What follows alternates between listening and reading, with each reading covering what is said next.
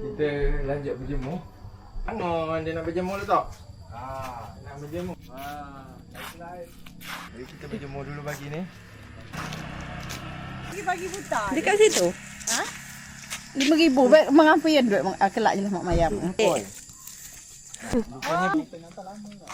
Jangan di sini dulu. Apa? Dia aplikasi GoPay dia. Oh belum. Pula disukseskan dia. Oh dia anu sendiri ya?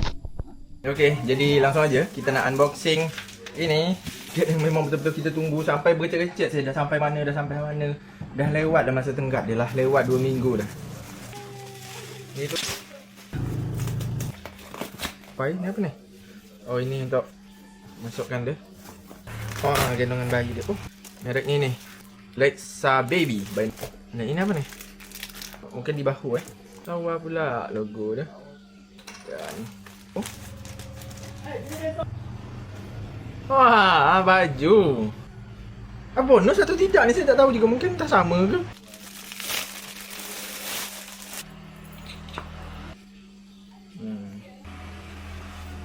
Macam mana pakai ni? Allah.